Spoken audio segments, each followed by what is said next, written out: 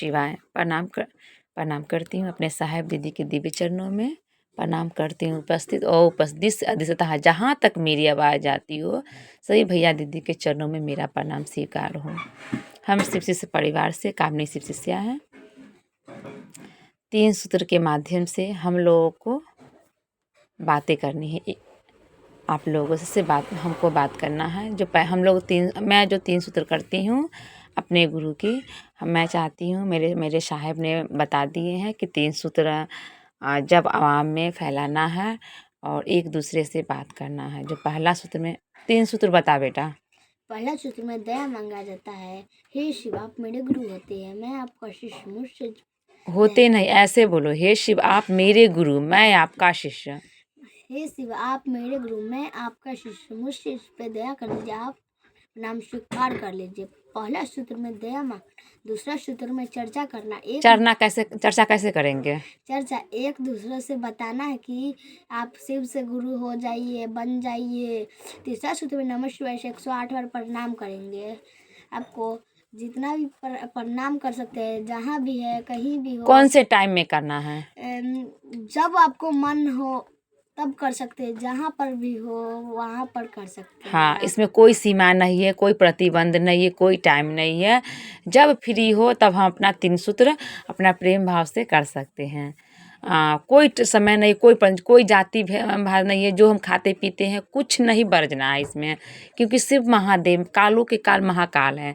उनके संगति में रहेंगे। काल को महाकाल उनका नाम है। क्या नाम है? महाकाल। हाँ, महाकाल। तो जिससे हम दोस्ती करते उसका आचरण हमारे अंदर आता है। ठीक है बेटा।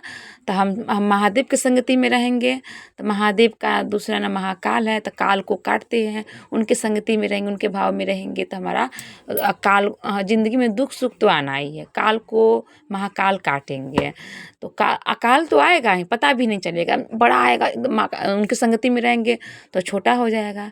इसलिए हम अच्छे राह पे चलेंगे और शिव शिष्य से जुड़ेंगे। 3 सूत्र के भाव से हम करेंगे और हम लोग तीनों सूत्रों को प्रेम भाव श्रद्धा से करते हैं। और हम लोग चर्चा में जाते हैं महादेव की दया से। 1 तारीख को उपस्थित होते हैं नमः शिवाय पर तुर्की, मुजफ्फरपुर तुर्की। जो भैया का तीसरा सूत्र नमः शिवाय मिला हुआ है वहाँ उपस्थित हर 1 महीने में 1 तारीख को होता है। महादेव की दया से ये मेरे दुकान पे कस्टमर सब आते हैं, भैया दीदी। हम सभी भैया दीदी को समझाते हैं, गुरु की दया से वो जुड़ जाते हैं। और जो मेरी वाणी को नहीं समझते हैं, बहुत तकलीफ़ होती है, अपने अंदर तकलीफ़ होती है कि मेरी ही वाणी में कुछ कमी है, मेरे भाव में कमी है, तभी तो भैया दीदी मेरी बातों को नहीं समझे हैं। उसके लिए हम अपने गुरु से दया मांगते हैं कि हे शंभु, हे शिव गुरु महादेव मेरे ऊपर दया कर दी, मेरी वाणी में ताकत दीजिए, मेरे अंदर शिव भाव जगाइए कि मेरी वाणी को समझें। और आप लोग से निवेदन करते हैं कि आप लोग भी शिव भाव में गुरु को याद कीजिए, क्योंकि छत पे चढ़ने के लिए हमको सीढ़ी की ज़रूरत पड़ती है और महादेव तक उनके पहुंचने के लिए, गुरु से दया मांगने के लिए, गुरु तक पहुंचने के लिए मेरी वाणी तो हमको 3 सूत्र के जरिए महादेव को पाएंगे हम लोग। इसलिए हम 3 सूत्र करेंगे। नमः शिवाय, नमः शिवाय।